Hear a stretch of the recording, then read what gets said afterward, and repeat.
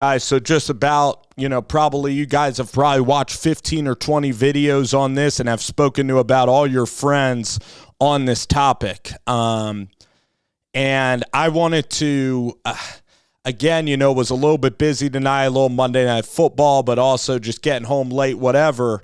But I'm going to get the video up, and it's about Dylan Raiola, and I'm going to try to assess every single angle of this real fluid situation with Dylan Raiola, the number one ranked quarterback in the class of 2023, or in the class of 2024. Dylan Raiola, considered by many to be the next Patrick Mahomes, a five-star can't-miss talent at the quarterback position, and it would be the biggest Nebraska recruit in probably 2 decades. So Dylan Raiola, people that are Nebraska fans that are watching this video, they know that Uncle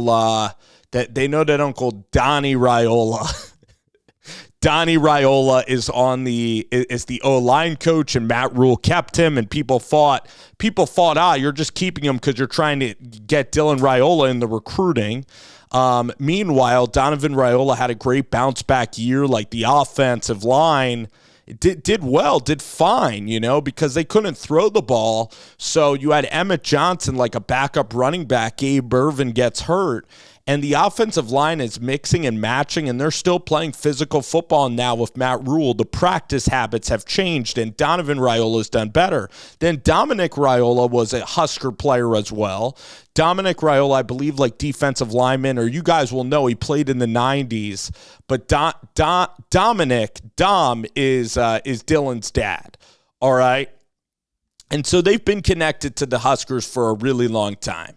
And Dylan's been to Lincoln Dylan's been up to Lincoln a long, long time. Now, the crazy part is that, Scott Frost, it was highlighted that he didn't really recruit Dylan with everything he had, and there was some to be desired there. And then Matt Rhule tried to take over the recruiting. And then Dylan decided that he was going to commit to the number one team in the country, Georgia.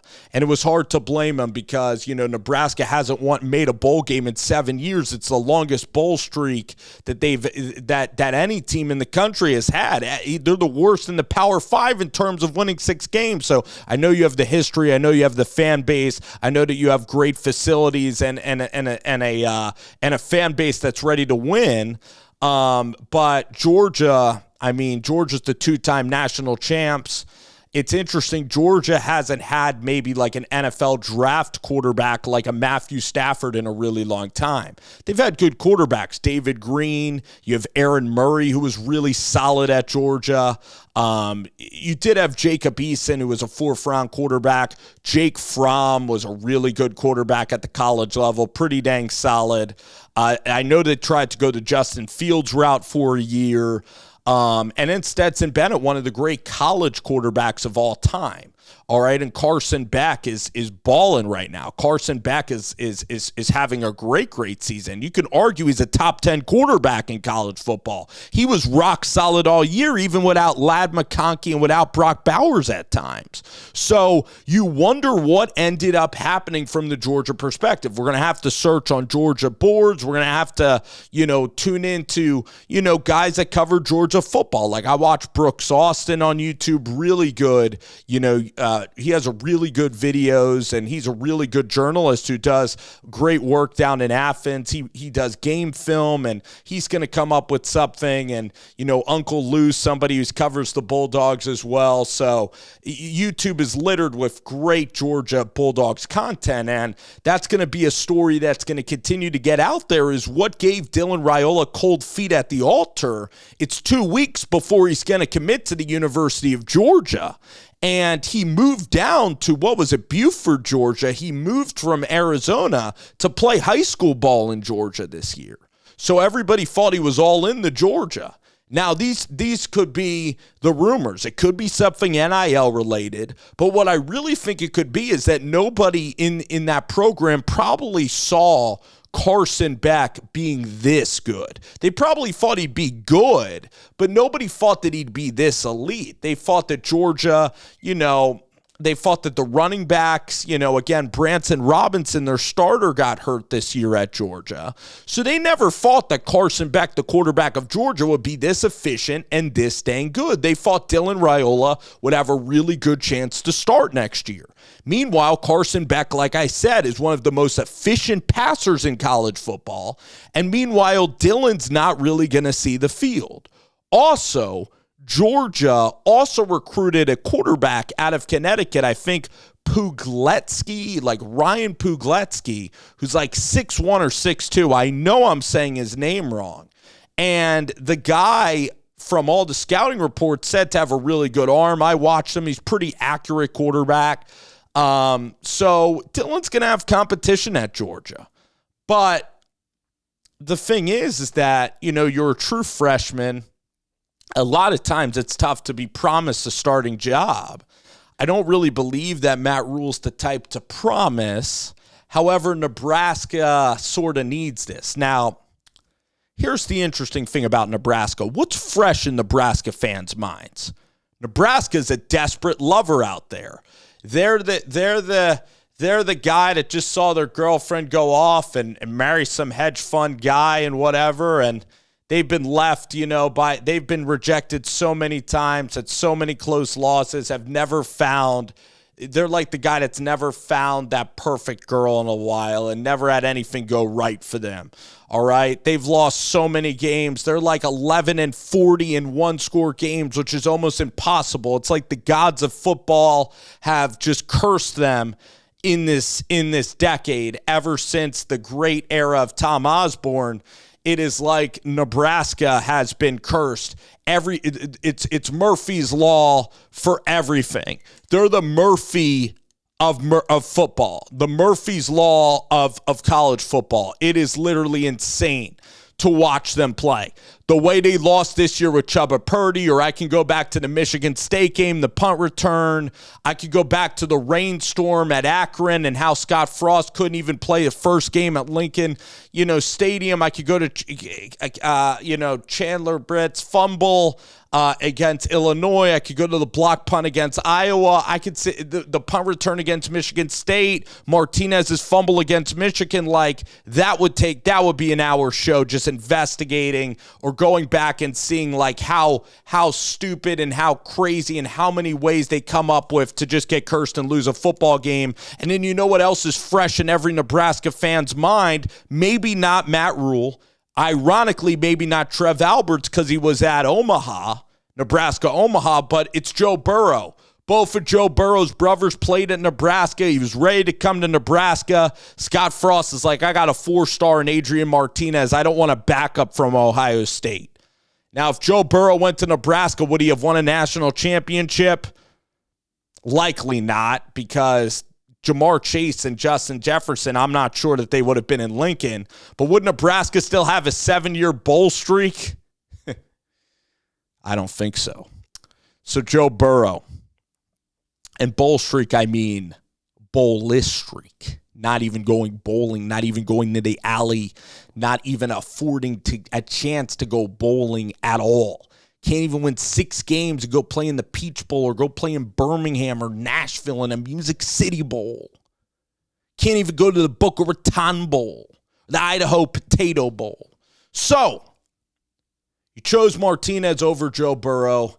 At the time, it wasn't that egregious because it's a 4-star quarterback, and Joe Burrow was just like your Devin Brown at Ohio State, or he could have been Cade McNamara for all we knew. Just a quarterback that, he's fine. He played at a big program, but, bounced around. And who's Kyler Murray's backup? You never know. And and Dwayne Haskins was great, and Justin Fields. So Joe Burrow was it's a one-in-a-lifetime sort of deal there, but it stings. So anyway, let's talk about now what could happen here. Let's make this about 15 or 20 minutes. It could be 35 or 40 minutes. I'm going to make it about 15 minutes. So Dylan Raiola, first of all, the momentum is good. All right, it's exciting. When I got that notification from a buddy about Dylan Raiola is literally considering Nebraska, and Steve Wilfong's out here crystal balling Dylan Raiola to Nebraska, I'm like, what? What? Oh, my God. I thought that ship sailed months ago. Are you kidding me with that? That's what I said. Let's go. Unbelievable. So you're talking about a quarterback in Dylan that flat-footed can throw it 65 to 70 yards. He's 6'3", he's mobile as hell, has a cannon for an arm, can throw it off of any platform. He is talented out the wazoo, okay? I've seen him at combine videos. I've seen him spin the ball on video. Maybe haven't seen it in person, but the guy checks every box. Tall enough, mobile enough, huge arm, can dominate the college level, and probably a Sunday player that can be really, really good. He has the talent. I'm telling you guys, he has the talent of talent. And some five-star quarterbacks, they don't work, but a lot of times five-star talents, most of the time they are going to the NFL and they are at least contributing and at least pretty damn good. All right? Let's look at some of the quarterbacks, 5 stars, like your Fields of the world, your Bryce Youngs and C.J. Stroud were the 2 top-ranked quarterbacks. And Nebraska hasn't. I mean, Adrian Martinez was fine. They haven't had an all-star quarterback ever since, what was it, Crouch?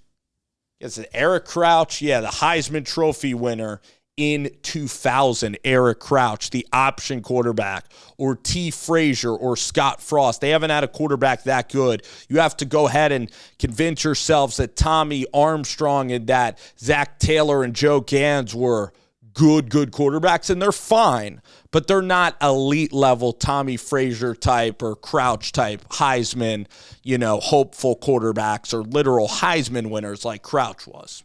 Okay. So this move would be, I think it would be really good in every way to get a talent like Raiola.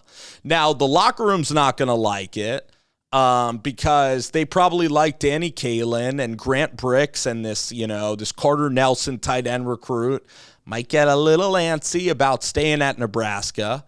Kyle McCord might not be that excited, but no offense, they shouldn't be offended if they're listening to this video that 100 out of 100 people would choose Dylan Raiola over a Daniel Kaelin or over Kyle McCord. These are good quarterbacks, but Dylan Raiola has the potential to be a star, a difference maker, a potential guy who can win you a Big Ten championship. You could be talking about things that seem unfathomable, and it's unfathomable that Nebraska would get like the number 1 recruit in all of the country and get the number 1 quarterback in the country. It seems unfathomable, and it just so happens that his uncle and his dad are dyed-in-the-wool, bleed red Huskers. Now, what happened with Georgia is very interesting. The fact that he chose Georgia in the first place. The NIL they're going to have more money at other places, and you're going to have a lot more success at other places. Mike Bobo's a good coordinator. Satterfield's still kind of figuring it out, but the weapons at Georgia, you're going to have a lot better players to throw to than Nebraska, but you go to Nebraska, and again, you're going to get decent NIL opportunities. The town's going to love you, Lincoln, the state. And also, there's going to be wide receivers in the portal and out of high school that are going to be attracted to playing with Dylan Raiola, to playing with that kind of talent. Because the guy can throw it about 70 yards, and he had one of the most prolific high school careers out of quarterbacks in recent memory. So again, it's not a guarantee it's going to work. Like Rattler was maybe the top quarterback, or Cade Klubnik, or there's some quarterbacks that just don't pan out, whether it be Tate Martell, and just some quarterbacks just don't reach their full potential at the college level. Like there's misses at absolutely every single level. Even Drew Aller's a 5-star, and he's taken some time, all right? But Dylan Raiola is not just a 5-star. He's the number 1 rated quarterback in the nation. Caleb Williams, in fact, Heisman Trophy winner, number 1 quarterback in that class, okay? So most of the time it's going to work.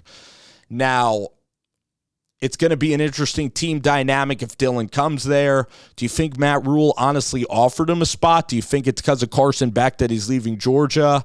I still would expect Georgia to have a ton of NIL backing. If he goes to Nebraska, I don't think it's a money thing, because then he would go to Auburn or maybe he'd go to Florida, and that could still end up happening. Maybe he was lied to about NIL, lied to about starting. There seems to be something seriously up with the Georgia situation there, and it just is happening right now. So we're probably going to find out very soon in the coming days. Again, this is crazy with Fleming and Kyle McCord literally in Lincoln right now. But if you're Matt Rhule, you're going to say to McCord, hey, Raiola's still going to be a freshman, still 18 years old. If you come in and have a really solid camp, you're probably going to start out the year and then try to hold off an incoming Dylan Raiola. If you're Daniel Kaelin, listen, the program isn't the Fighting Nebraska Daniel Kaelins. If there's upgrades to be made in life, loyalty, like Daniel Kaelin, unfortunately for him, he can't control this, but he hasn't taken a snap yet. If Daniel Kaelin was a guy who was leading the Huskers to 9 wins and he's your guy, that is something. If he's giving you proven results, but he hasn't played there yet. So he's been loyal. He's a great kid by all accounts. Yeah, it's unfortunate, but Matt Rhule in Nebraska, they're going to do what's best for the Nebraska program.